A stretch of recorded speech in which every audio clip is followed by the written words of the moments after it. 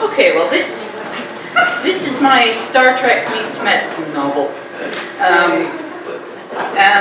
I think I'm just going to plunge into a scene very close to the beginning, in which the people on the planet are dealing with the arrival of this starship crew. Let me see if I understand this, McIntyre said. You saw an aircraft of unknown configuration land beside the new wind farm. When you took a party to investigate, you found no aircraft, but 4 strangers who claim not to be Keani.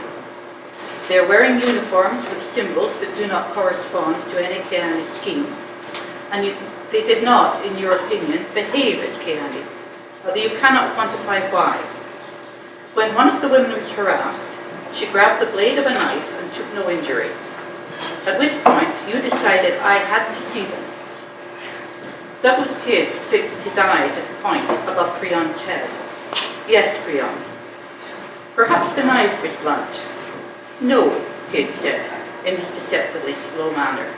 The knife was not blunt. And the woman was not wearing any kind of handguard.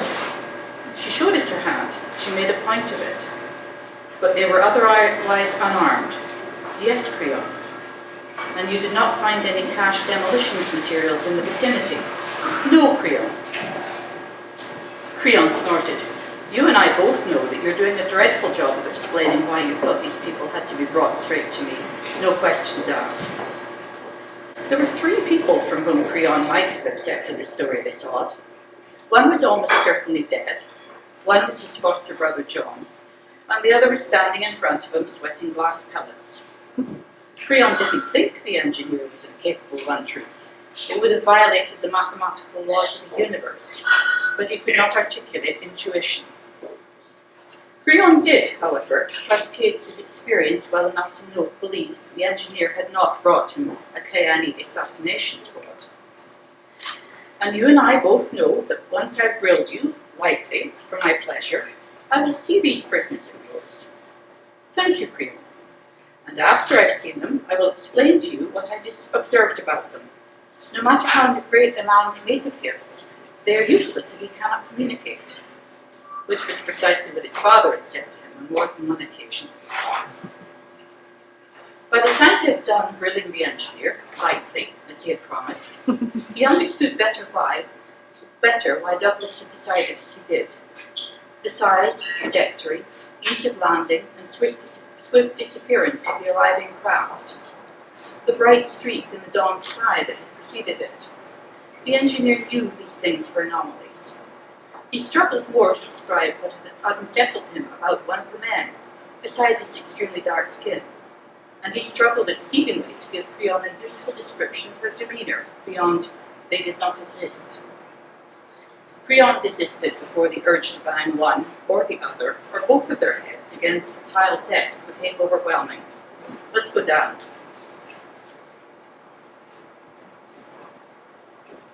On the main floor, Creon rolled his wheelchair across the doorway of the main hall.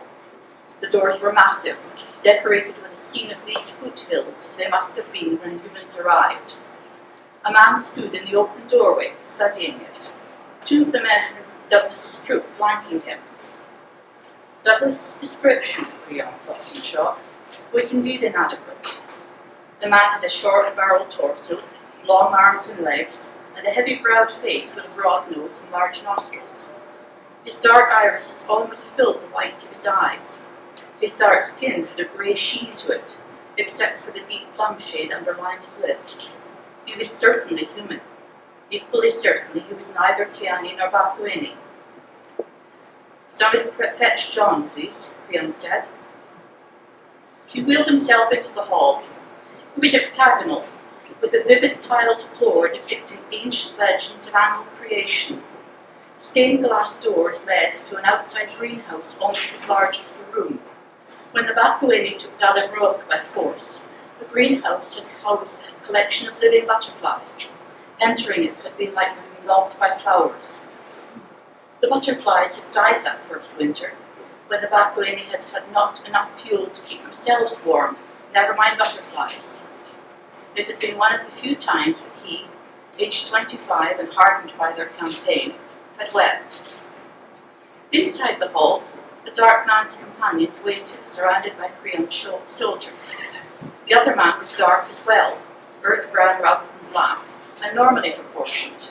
The older of the two women was 60 at least, and small without being brittle. Her skin was lined, and her greying hair close cropped. All four wore the same uniform, a hip-length green jacket over a pull-on shirt and grey trousers. On the breast of the jacket was an emblem of snake and staff against a barbed trefoil. The woman also wore an embroidered glove on her right hand. He made a note to himself to pay attention to that hand. The second woman. Her hair was as coppery as his own, feathering around a heart-shaped face. She, too, was small and slight, but the smile she gave him kindled something in him he had not felt for nearly 3 years, the heat of mutual sexual recognition. And immediately after came the surge of bitterness and futility. He jerked his chair forward, breaking her focus on his unmarred face. Her eyes flicked over his body, seeing atrophying legs, left arm a stump, right disproportionately muscled. His shirt covered the scars on his chest and belly, but not the lines on his face, the white threads in his hair, the sickly cast to his skin. She frowned slightly, as though perplexed, but without revulsion or pity. He looked away from her. That distraction would never do. He swung his chair as he directed face the old woman. He had already discerned by the way they stood that she was their leader. Theodore Macrinus, he said, the name he had had from Douglas. I am Creon McIntyre. There was a hasty step behind him and an indrawn breath. Where are you from? Said John. Close the doors, please, Creon said to the nearest man. Theo studied John briefly. Myself, Sparta. Iphigenia Kyrikadis, this the radiant little redhead. Iacca, but her ancestors were Spartan. The redhead gave her a startled sideways glance at that. Orfeo from Guayaquil, Edward Nereis from Pentha. Do you recognize the adaptations? John shook his head vaguely, and Creon felt a sudden exasperation that everyone seemed stricken dumb this morning. John, he said sharply. John blinked down at him. I have a book left behind by the Tiani physicians. It was written immediately after the plague, and it described the way that humans had adapted themselves to hostile planetary environments. I was studying it for, yes, Creon said, before he could speak of the particular problem he wished to solve. He's in it, John said, with a jerk of his head towards Orfeo, and the other man from Penthe.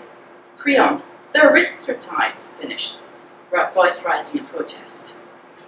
Creon gestured, and Douglas produced wire clippers and stepped in to obey. Freed, the little redhead rubbed her wrists pointedly. Creon noted red stripes on pale skin. Sparta was colonized after Nereis, Theo said to John. Our adaptations were largely biochemical to deal with environmental toxins. Iacans never needed to be adapted. You're a physician yourself, I gather. John Baru, my lady, he said with a dip of his head. Creon gave him a warning glance at the unconscious lapse into slave argot. John was easily overawed, readily dominated. Theo Macrinus Sparta, Theo for short. Pleased to meet you, John said. Theo said, and extended her gloved right hand. John looked to Creon for permission, and Creon, his lips tight, nodded. John took the offered hand, and his eyes widened. It's prosthetic, yes, she said, offering her handshake to Creon in turn. Creon McIntyre, he said again.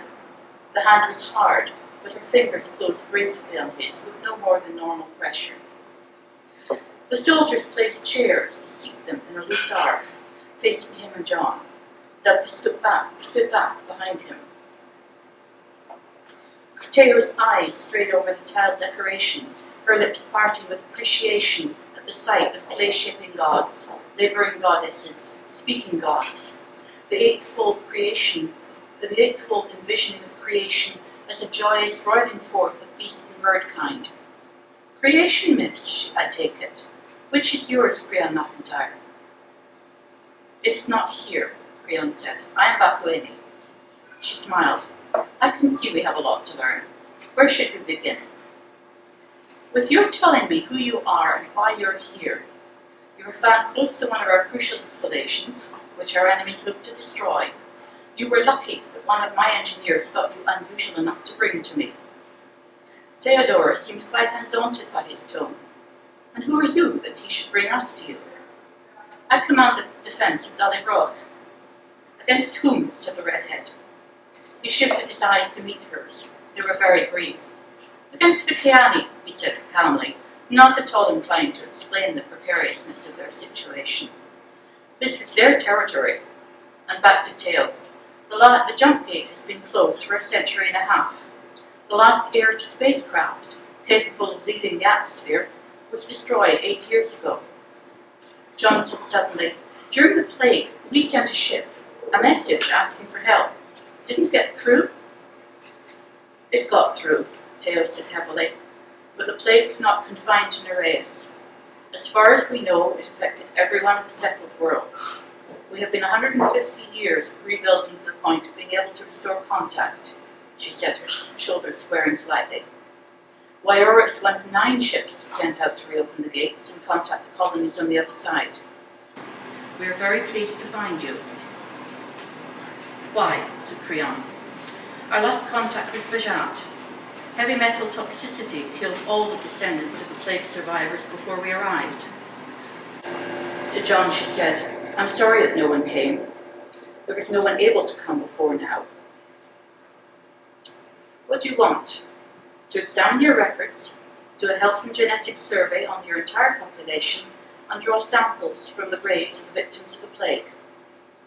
Do you know what it was? John said. No, Teo Macrinus said simply, we don't. Whether it was never isolated or whether the information was lost or destroyed, we don't know. There's a significant bias towards certain genotypes in survivor colonies, and we've used that to create an impression of the plague. But we have not yet isolated or identified the plague itself. Creon said, this disease destroyed civilization. Are you prepared to come on it again? As prepared as we can be. She spread her gloved hand palm uppermost. We have the best medical training and technology the new Confederacy can supply. And unlike our colleagues of 150 years ago, we know the plague is there. That he did appreciate. Good intelligence was invaluable. And why the interest in Nereis, out of all the worlds you might visit? Only 9 ships, not many for the task in hand, which implied Nereis must have some importance to them. Nereis' unique ecology. There's a chance that bodies buried in unterraformed ground might be better preserved than others we've studied. That large island about 2,000 kilometres southwest, Iphigenia Kirkadis set her face alight. That's the place that we want to explore first. We need to find descendants of the people buried there, if there are any remaining. There are indeed, Creon said precisely. We are they. The little redhead half rose out of her chair. You're the Adaptives? Why did you abandon the island? That wasn't your stake. That isn't your stake. This wasn't your stake. Dr. Kirikadis, cautioned Teo Macrinus, and she tossed herself back into the chair, small hands working on the broad armrests. We need your permission to examine the graves, she said stubbornly. Before I make you known to our leadership, you will have to satisfy me that you are what you claim to be, and that you mean the Balcoanian no harm. First of all, she said, I want to see how you arrived here. My men found your ship. No, Teo said. We do not bring a lander into a settlement until we know how it might be received, and for our own safety. Recontact teams have lost their lives in various horrible ways. So you're not immune, despite Dr. Kirikadis' demonstration with the knife. No, we're not immune, Teo Macrinus said steadily. There was a sudden pounding at the door, a hand rattling the lever. John, quivering Boruz, John's sister. The hospital called. They need you right now. The foot caravan from Ingegerd has been attacked. Creon gestured smartly. The man at the door pulled it open, spilling her into the room. She reported breathlessly to him. 6 planes this time. They did the usual, dropped some warning bombs and tracers. Most of our people abandoned the caravan. A couple had to keep driving. One of the planes bombed away from the caravan, maybe trying for those vans, but they landed amongst the people who'd abandoned. They had no cover. She flinched as Creon's fisted hand slammed the arm of his wheelchair. Hospitals getting survivors. Hoots sounded in the tiled hall. More soldiers piled in, faces blanched and angry. I heard, Creon preempted them, and swung his chair to face the Wyorans. Preempting him, Creon said with suppressed fierceness, we can help. My primary training's in surgery. Orfeo is also on the on-planet convention team. Secondary skilled in life support. Fi and Edward, his wits re-engaged, clarified by his anger, able to balance risk and gain again. Two go, two say. John, if they prove themselves, use them. If you have the least doubt, send them back. Theo drew breath, then exchanged a swift, eloquent look with her colleagues and nodded. Orfeo nigh. In came his flight crews, demanding to launch. Out went the physicians. She saying, we'll need information on the anatomical and biochemical variants. Creon threw over his shoulder to Douglas. Put the other two in the library upstairs. I'll speak to them once I know what's going on here. He hardly saw them leaving for being mobbed by his pilots and soldiers.